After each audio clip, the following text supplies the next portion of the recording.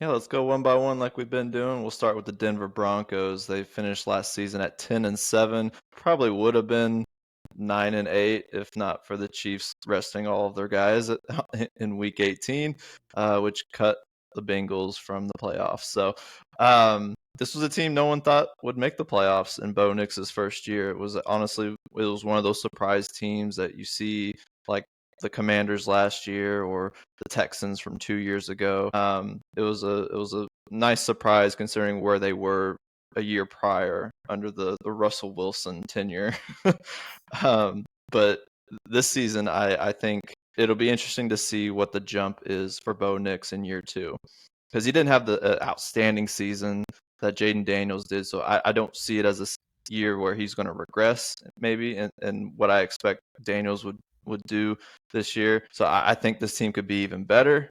What do you think, just off the jump? Yeah, you took the words right out of my mouth. People talking about if he was going to have a sophomore slump or whatever. Just the way he plays, the way he played last year, just the way he plays in general. It's not like a recipe for a sophomore slump. Right. I mean, he was the ultimate game manager, which you rarely see from a rookie, but he pulled it off. Yeah, you see guys like Jaden Daniels, we don't know yet. He could be fabulous this year. We don't know. But CJ Stroud, dynamic rookie quarterback, kind of had a sophomore slump. So, yeah, I don't see him regressing at all. He might not get any better, but if he plays consistent like he did in the second half of last year, I think this team could be really, really good because they arguably have the best or top three defense in the entire NFL. Um, really, top down, you look at their D line, linebackers, and secondary, you really can't point to a weakness overall. And you could maybe say corner opposite Pat Surtain. Well, that's what they used their first round pick on. So, but every other position, like Nick Bonito and Jonathan Cooper off the edge, they're getting Alex Singleton back from Yep. injury, and they signed Dre Greenlaw from the 49ers in the offseason. So, I mean, yeah, Bo Nix doesn't improve at all. It's the same offense because I'm not a huge fan of their skill positions, but their defense is good enough to keep them right above 500. And if Bo Nix elevates his game a little bit, this could be 11 to 12 win team. I believe. I think they could also be Kansas City's biggest challenger. I actually kind of disagree. I don't know if Kansas City would have won that Denver game because I almost think Denver is more built to beat them. Because if you recall, I mean, obviously we'll talk about the Chiefs later, but they had so many lucky games last year. But arguably their luckiest, they were at home against Denver, and this is before the Broncos were peaking. I mean, Denver had every right to win that game if they wouldn't have missed a 35-yard field goal to win it.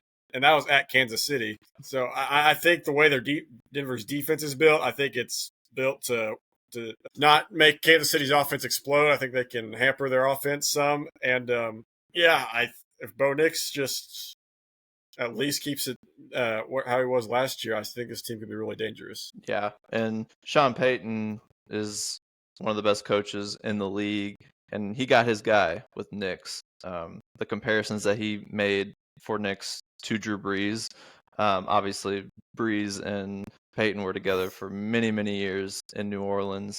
Will Bo Nix be that good? I don't know that we can predict that kind of trajectory for him, but he's definitely got a lot of skills. You know, his ability to move, get outside the pocket. He might have been the best rushing quarterback out of the six that were drafted last year. You know, he between him and Daniels, they both were electric on the ground. But then he also had games when he would really fling it. He had a couple games when it was that believe it was a Monday night game that he really let loose and really showed his potential in the air game. So I think, you know, like you said, the Broncos, they made some moves on the defensive side. They're getting Singleton back. This defense, which was one of the best in the league last year, I think could be even better. And so that's scary for opposing offenses, and especially in this division. So what are you looking at for their over-unders? Well, I will also say their offense, like I said, Cortland Sutton's is a wide receiver one, but he's a low tier wide receiver one. Right. They signed Evan Ingram in the offseason. If he can replicate what he did with Jacksonville in his first year, that could be decent. But other than that, I mean, it's not a spectacular skill group by any means. No, So they found something with Mims. I think Peyton yeah, unlocked something there. yeah, potentially. But yeah, it might not be the most entertaining football to watch if you're a fan of flashy offense and all that. But I think the way they're built, they can win a lot of games. But do you have their over under at what, 9.5? Is that what you're Yeah, seeing? yeah, Um, I I really like this team. I'm going with the over. I do believe they could win 10 to 11 games, potentially even 12. I will say though, I was looking at their season. They ended the year, and this can make or break their playoff chances. They end the year at Kansas City and then home against the Chargers, which are arguably their two biggest competitors in the division. right. No disrespect to the Raiders, but that's just what it looks like. But yeah, at KC and home against Los Angeles, that's two pivotal games at the very end of the year. But like I said, I will take the over 9.5. Yeah, the 9.5, I think, in my opinion, a good number. For me, it was more of a stay away. I would lean over for this one.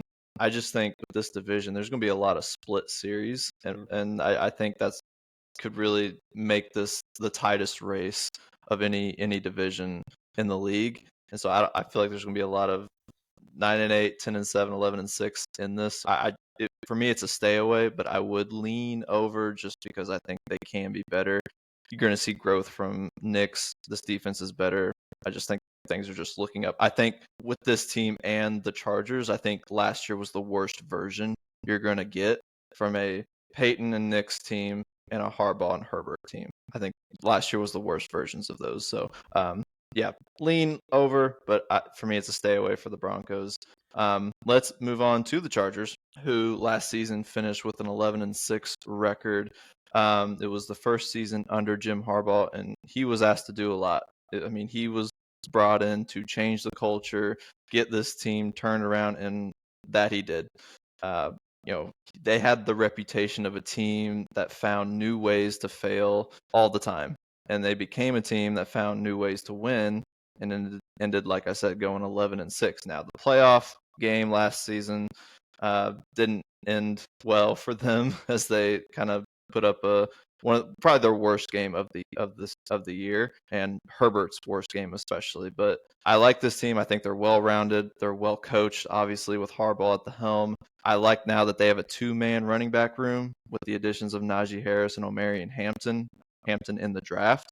So I just like 2-man running. I like what the Detroit Lions do with Montgomery and Gibbs. I like what the Buccaneers do. They have like 3 or 4 running backs. So I just like big running back rooms where one guy isn't just getting worn down. And then you have a defense that's led by Khalil Mack and Derwin James Jr. really came on strong last year for him. They led the NFL in fewest points allowed.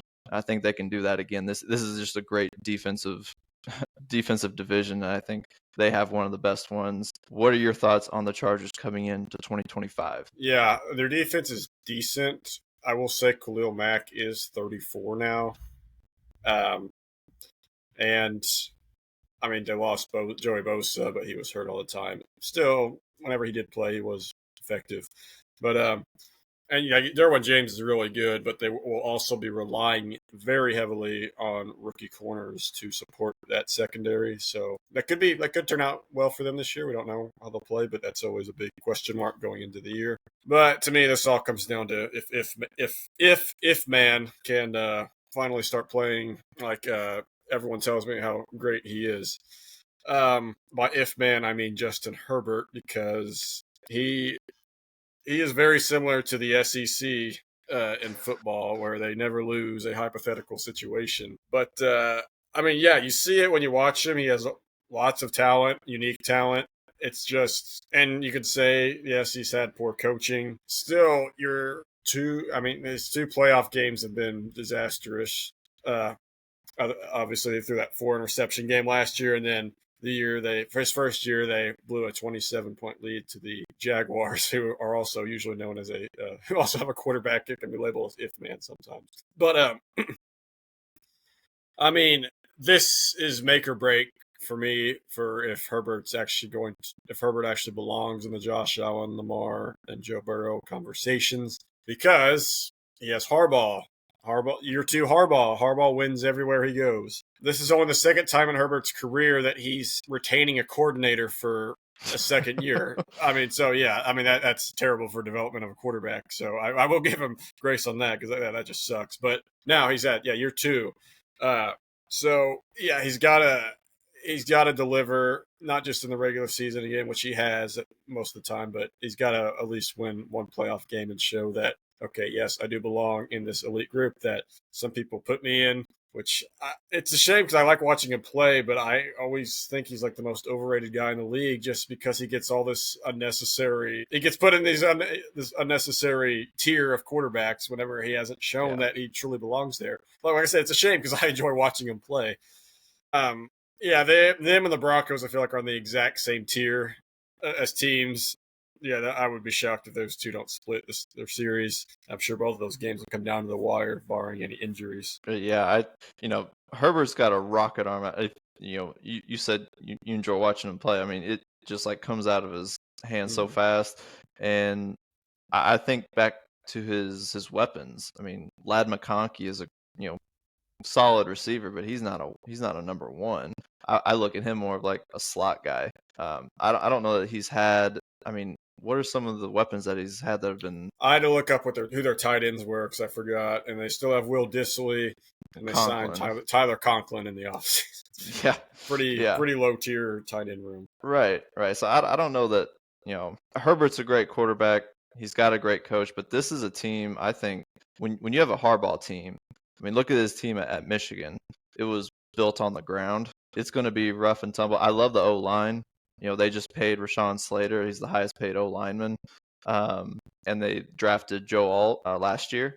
And so I really like this O-line. I think, coming into this season, Herbert should have pretty good protection.